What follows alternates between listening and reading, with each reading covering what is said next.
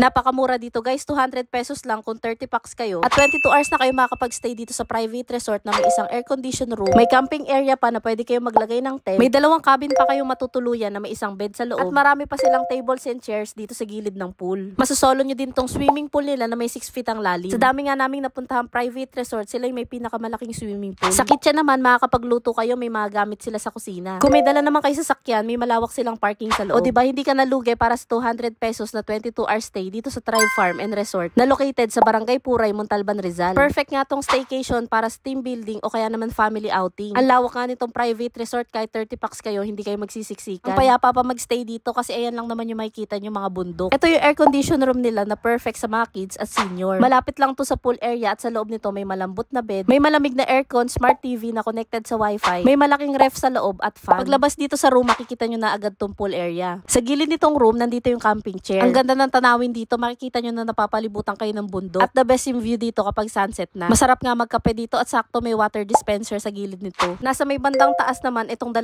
cabin. Ang cute na design nito, may mauupuan sa labas at ito yung loob ng kwarto, merong isang bed. May fan din sa loob. Tapos paglabas nyo, kitang-kita nyo dito yung buong resort. Yung rates nila dito, 4,000 kapag day tour at 6,000 pesos naman kapag 22 hours. Yung bawat package nila ay good for 30 packs. Ang mura na nito kasi kung day tour at 30 packs kayo, bali pumapatak na tig 134 pesos lang kayo. Kaya sa mga magpapareserve, mag-message lang po kayo sa kanilang Facebook page. Nagpapahiram nga pala sila ng tent dito. At depende na sa inyo kung saan nyo ipopwesto. Ang sabi sa amin, yung iba nilalagay dito sa 2 view deck. Ang ganda kasi maglagay ng tent dito, nasa taas kayo at kitang-kita nyo yung buong resort. Paggabi pa, ang lamig dito sa taas. Sa pagluluto naman, may kalandi uling sila. At kung gagamit kayo ng gas, additional 200 pesos. Tapos yung iba, libre nyo na magagamit kagaya nitong rice cooker, basic cooking wares, griller. Pero sa mga dining wares guys, magdala na lang kayo. Kagaya ng mga plato, kutsara at mat. Nakaka-relax nga kumain banda rito. Maririnig mo yung mga huni ng ibon.